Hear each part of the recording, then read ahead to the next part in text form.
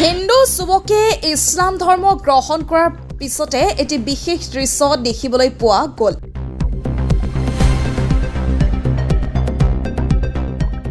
মন আৰু মানসিকতা সলনি হোৱা এগৰাকী যুৱকৰ এটি ভিডিঅ'ই মন মুখিলে বহুতৰে।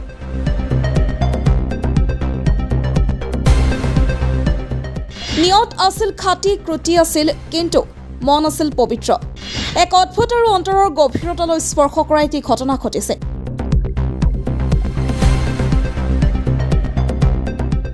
ভিডিঅ'টো যিয়ে চাইছে শ্বেয়াৰ এটা নকৰাকৈ থাকিব পৰা নাই কোনেও। এজন হিন্দু ল'ৰা যিয়ে কিছুদিন পূৰ্বে ইছলাম ধৰ্ম গ্ৰহণ কৰিছে। যুৱকজনে নামাজ পঢ়িবলৈ আগবাঢ়িল, কিন্তু এজন নতুন মুছলমান হিচাপে তেওঁ দুৱা নাজানে। তেওঁ মুছলমান হ'ল মনেৰে খাটি বিশ্বাস লয়, কিন্তু যেতিয়া নামাজৰ সময় আহিল জানিলে দুৱাবোৰ মুখস্থ নোহোৱা।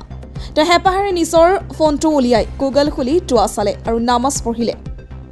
ফোনখনৰ পৰ্দা চাই চাই নিয়ত আছিল খাটি ক্ৰুটি আছিল, কিন্তু মন আছিল পবিত্ৰ। ইয়াত এটা কথা স্পষ্ট, আল্লাহ নিখুঁত ল'ৰাগৰাকী বিচাৰে নহয়, খাটি মন বিচাৰে।